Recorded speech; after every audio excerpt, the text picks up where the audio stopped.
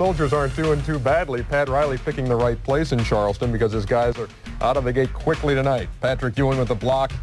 Here comes that little soldier, Doc Rivers. Going to find the big soldier, Charles Oakley, who throws it down. Now, Rick Smits tries to answer. Nelly, how do you get this thing to go in? I don't know, but I made one like this in the 7th game that won the World Championship for us. So you ought to get 2.5 for that. I don't think that one's going to win the world title, but shoot, it was worth showing.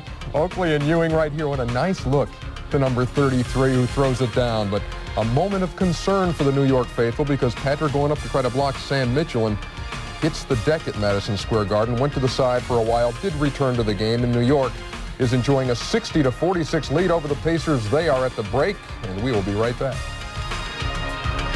Bob Neal, you're witnessing the running of the Bulls in Chicago. Let's update you on the Knicks. And there you see him playing the Pacers at the Garden. Let's turn it over to Al Troutwig and John Andres. Madison Square Garden alive as the Knicks take a 16-point lead over the Indiana Pacers. It started as a 10-point lead in the first, up as high as 13 in the second, as high as 20 in the third, and now 14 points as the Knicks lead the Indiana Pacers as they have throughout. John Starks well off. Reggie Miller is there, met by LaSalle Thompson. George McLeod, quick look for Vern Fleming, and that's the kind of movement and vision on the floor that has been totally missing from Indiana's game tonight. Well, they spread that offense out so well accidentally, and the ball moved beautifully for them. Al Troutwig in for Marv Albert, along with John Andres and Bruce Beck from Madison Square Garden. Doc Rivers breaks free and right over Reggie Miller. That's just a great move. I mean, he goes in with the right hand, his shooting hand, then realizes he's got to go left because of the defensive obstacle in front of him, and he does it perfectly. On a night when Patrick Ewing has not been able to exploit Rick Smits with only 13 points, Charles Smith has delivered 21. Vern Fleming is fouled in the lane. Doc Rivers has 15. And Ewing 13 complete the scoring trio leadership for the Knicks. Anthony Mason returns as Charles Smith hears it from the Garden. 15 points apiece for Vern Fleming and Reggie Miller for Indiana, and 11 for Rick Smits, who, like Dale Davis, is playing with 4 personal fouls. Vern Fleming to the line. Vern Fleming is in his 9th season and has played more seasons, games, and minutes than any member of the Indiana Pacers. Knicks fans might note that Herb Williams is number 3 on that all-time list. Vern Fleming also tops the Pacers NBA career charts in assists, steals, and he has been the quietest member of that franchise considering his great contributions over the years, you know? I think if you asked around the NBA, not in Indianapolis, identify the player of the Indiana Pacers, I don't think people would say, Vern Fleming, you're right. Knicks have had great shooting throughout. They had 9 of their first 10 in the opening quarter and have kept it going, not at that level, but well over 50%. Pacers running, as is their one. Fleming spins from Rivers. Rejected by Rivers. Oakley up the floor. Stolen back by McLeod. Miller for 3. That's his version of a layup, Al. He had 167 of those in this regular season, missing the NBA record for a season by only 5. He brings the Pacers within 11.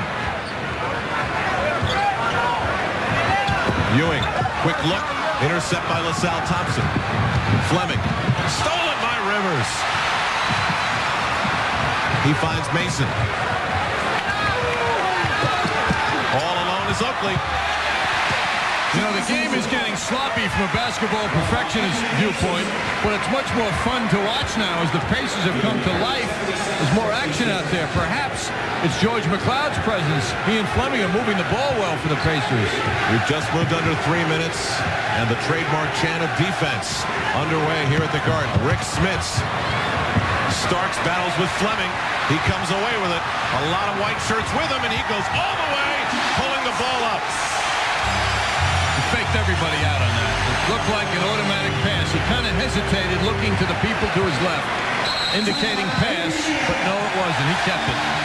A couple of minutes to go in the third period. New York enjoying a 13-point lead over the Indiana Pacers, game 1 of their series. Now back to Chicago. And I've got it for you. Things heating up at Madison Square Garden. Watch Charles Oakley swinging the elbow at George McLeod. Didn't make any contact, but that was his second technical foul of the game. Oakley ejected in the fourth period. Indiana has closed the gap in that game. It's game 1 of the Eastern Conference first-round series between the number 1 and number 8 seeds. 83-78, the Knicks with the lead over the Pacers. We'll be back to Chicago Stadium after this. All right, thank you, Bob. More bonus coverage now from Madison Square Garden. The Knicks with a 9-point lead, about 5 minutes to play. Let's turn it back over to Al Troutwig and John Andres. Mason a foul.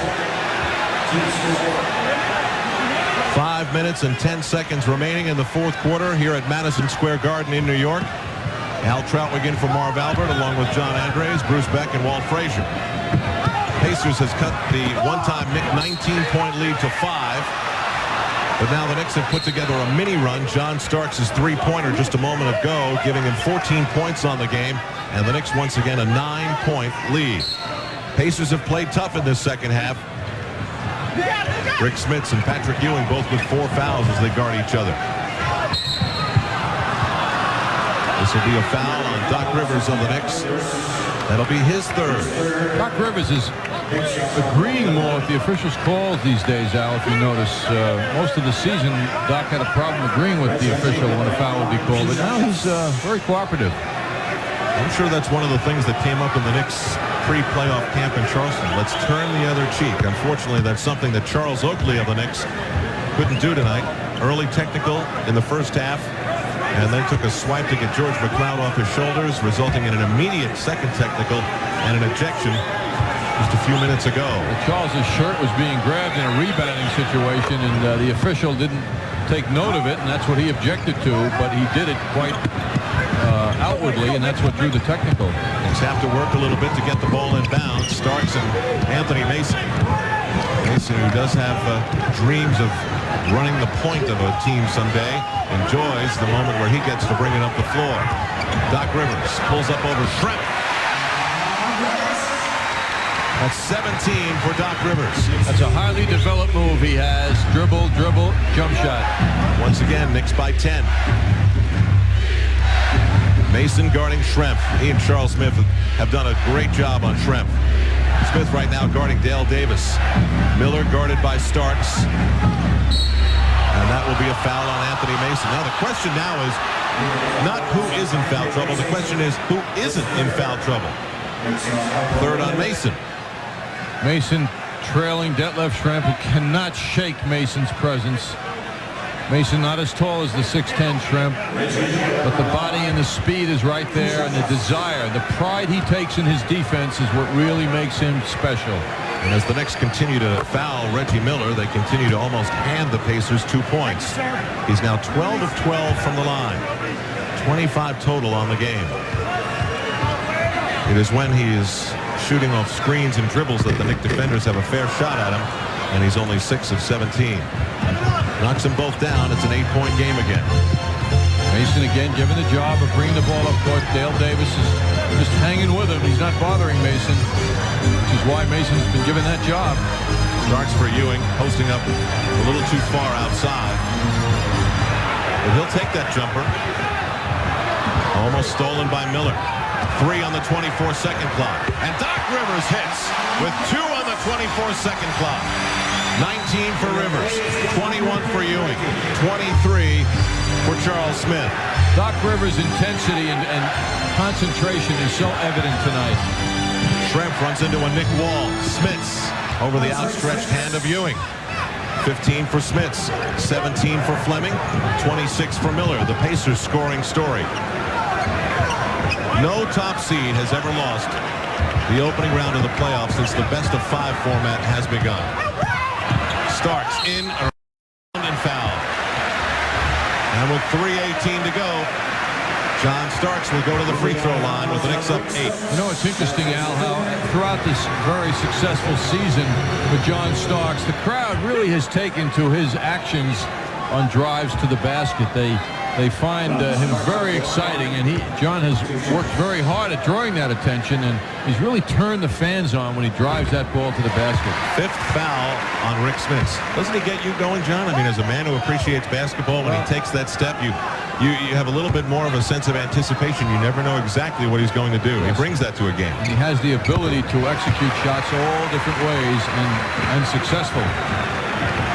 And, you know, you look back to John Starks' original turn with the Knicks back 2 seasons ago, when if he doesn't have a knee injury, he doesn't get on the opening day roster. He gets cut.